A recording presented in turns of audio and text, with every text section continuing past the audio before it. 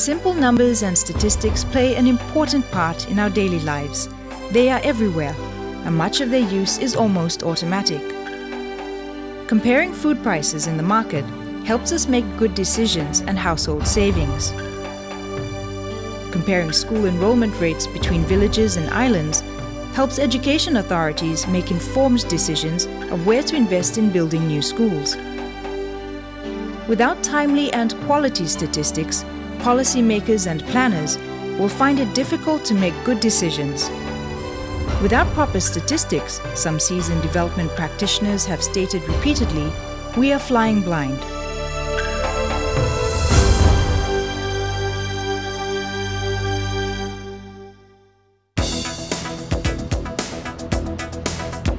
Some 15 years ago, Pacific Island countries joined the world community in embracing the Millennium Development Challenge, which set ambitious goals, widely known as the Millennium Development Goals or MDGs, to improve sustainable development outcomes across a broad range of challenges, with commitments by governments and development partners to eradicate extreme poverty, improve education and health, promote gender equality, ensure environmental sustainability, and foster global partnerships for development. Better progress could have been achieved had Pacific Island countries and their 10.6 million people not been so vulnerable to global and regional economic and environmental shocks in the past decade. Rising oil and food prices, continuing global economic crisis, increasing frequency of natural calamities, and vulnerability to hazards are some of the development constraints faced by many small island economies that severely impact communities and put stress on the financial resilience of national governments. Another constraint less frequently entering the debate is the appreciation and capacity of governments to first formulate policies and plans that are based on quality and up-to-date statistics and information, and secondly, the ability to regularly monitor development progress and show in what sectors and where in the country development investments have had the desired impact. First of all, statistics is really the facts, and policy and decision making should really be based on evidence. And so our job is to make sure that we collect the facts and we make it available to policymakers. Statistics data are essential for policy formulation, for planning, for monitoring, for analysis, for decision making. So it's really part of the foundations for all that important work that is necessary to deliver and support communities and people. Statistics are needed for monitoring purposes or reporting. Our governments have signed into various global declarations, global requirements. And so the countries, the NSOs, are required to provide this kind of support. And so, yes, statistics is very important. We need that to make informed decisions. We need that to make the right choices. The 2000 Millennium Development Goals, or MDGs, have been an important catalyst for statistical development across the Pacific Island region and throughout much of the developing world. Major investments in statistics and efforts to build stronger statistical systems have addressed data gaps, provided more timely and quality statistics, and helped develop robust indicators to monitor development progress. For example, in 2000, only 3 out of 15 Pacific Island countries were able to provide information on hardship and poverty. 10 years later, 14 out of 15 countries were able to do so. And by mid-2014, 9 countries will have 2 or 3 different data points, and thus will be able to, for the first time, actually report if poverty and hardship have changed during the MDG period. There are numerous sources of statistics. Most come from national statistical offices and government departments, such as health, education, and agriculture. Other major sources of statistical information come from research institutions, regional and international organizations. Local community groups and individuals also collect statistics, which they use in their own work. Pacific Island governments generate their own statistics using National Statistical Offices or NSOs, and often work in close collaboration with local, regional, and international organizations regarding statistics on health, migration, education, production, tourism, economic growth, and almost all other aspects of daily life.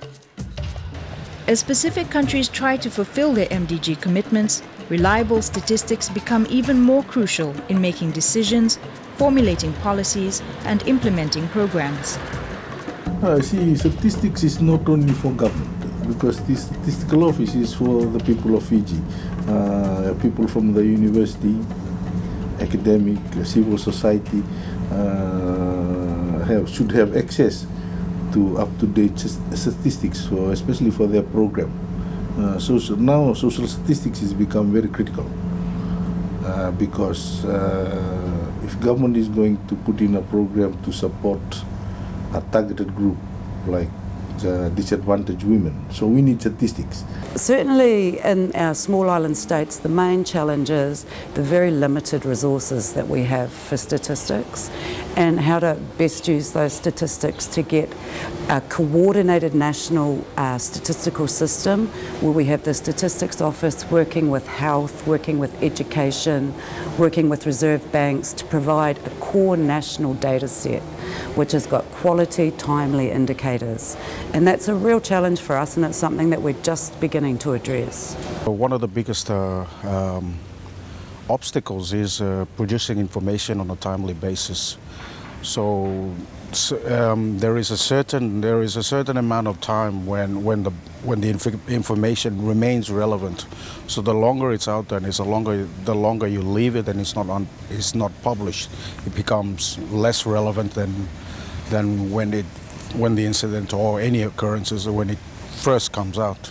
As we are here now, trying to build a regional collaboration and all that, it's important because there is a lot of effectiveness in this.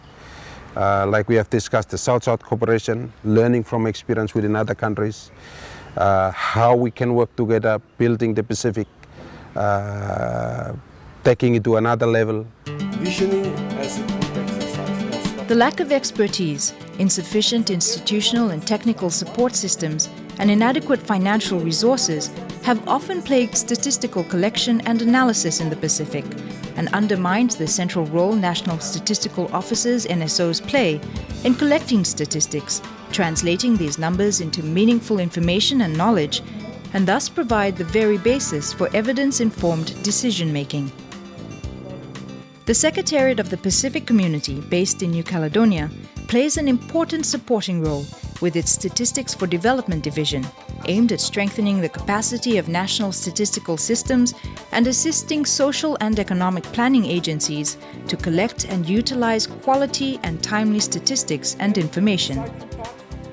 And we have a special mandate and a special also like a desire from us in the division to pay particular attention to the needs of the small island states statistics offices, many of whom have less than 5 staff, and they still have, like the bigger offices with over 100 people like Papua New Guinea and Solomons, still have the mandate to provide a huge range of statistics on a regular basis. So for them it is a resource issue, it is a capacity issue because they do not have trained people across the range. So in some of those instances we actually focus also on capacity supplementation.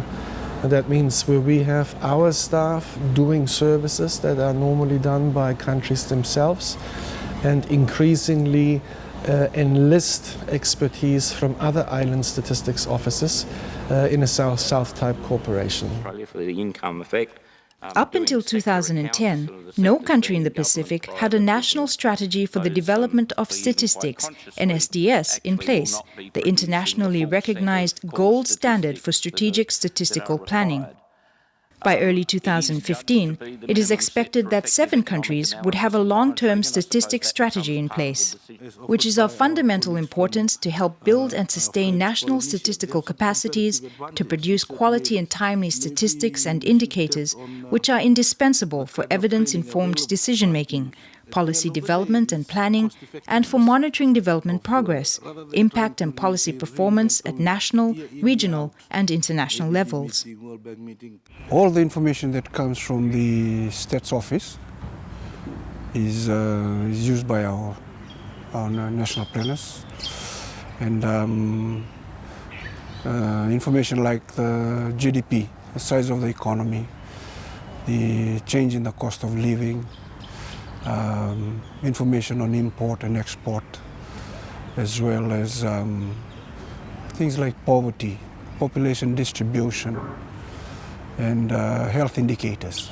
Statistics also important for us in terms of justifying policy changes that we need to make. And I suppose as a Minister of State, the most use I make of statistics is to justify to my colleagues in the Cabinet, in Parliament, to justify changes that we want to make to laws or to policy.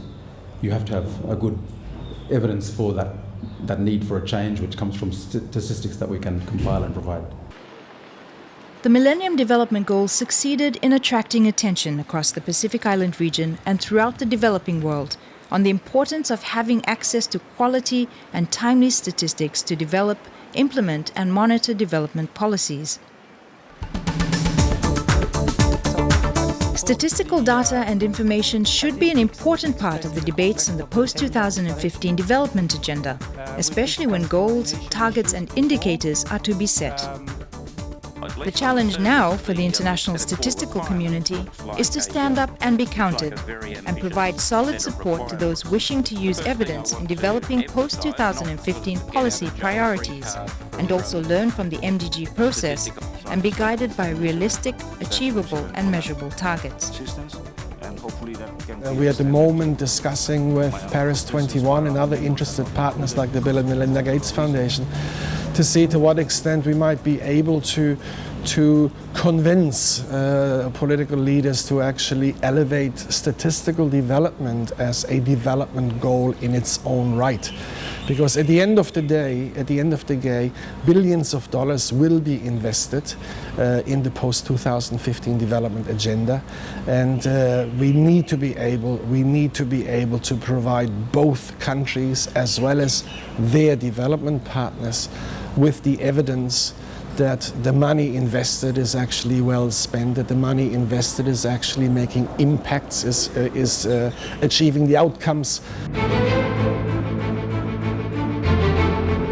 Without regular access to quality and timely statistics, Pacific Island countries will find it difficult to effectively tackle the many social, economic, and environmental development challenges they confront. Statistics is an integral part of development in today's world. Decisions cannot be simply made without the right statistics to inform them. Its usefulness spans many aspects of our lives, and it is crucial to improving human well-being. Statistics shape the way we do things today and can be used to help us understand the best ways of how to do things tomorrow. As such, statistical development should become a development goal and priority in its own right. Focus on statistics as a development strategy, as a development objective, I should say, in its own right, is well and long overdue. We got to be bold. We got to actually not only advocate, but as a community of concerned statisticians, we really got to put our reputation up there and saying, look, for us to do the job, we need that kind of political empowerment, and all the colleagues I know, we are ready to play our part in that.